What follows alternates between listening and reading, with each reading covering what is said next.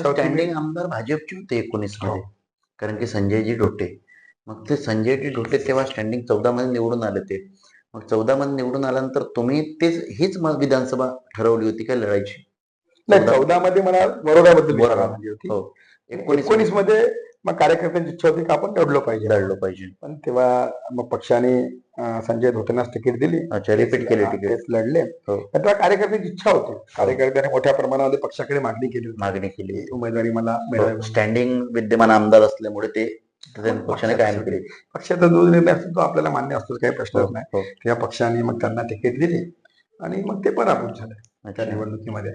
नंतर मग माझा अध्यक्षपदाचा कार्यकाळ संपता तेव्हा मात्र पक्षाने मग ठरवलं की आपल्याला विधानसभा 24ची जिंकायच्या अनुषंगाने पक्षाने काही लोकांवर जबाबदारी निवडणूक प्रमुख म्हणून जबाबदारी दिली. आणि तेव्हा मग बावनकुळे साहेबांनी मला राजुरा विधानसभेची जबाबदारी. पण तेव्हा ते म्हणजे फायनलच्या जवळपास होतं की तुम्हाला लढायची आहे हे त्यांच्या डोक्यात असावं. स्वाभाविक आहे, त्यांना शेवटी पूर्ण महाराष्ट्रात त्यांना माहित राहते, पक्ष माहित राहते, कोण कार्यकर्ता.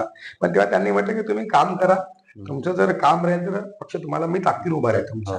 तेव्हा मग त्यांनी विधानसभा प्रमुख म्हणून जाहीर केले 180 मतदारसंघात. आणि मग तेव्हा मला आठवते 6 जूनला 2023ला मी विधानसभा प्रमुख म्हणून घोषणा केली बावनकुळे साहेबांनी माझी. आणि मग मी 12 ऑगस्टला पहिल्यांदा राजुरामध्ये सुधीरभाऊ मुनगंटीवार सेवा केंद्राची स्थापना केली.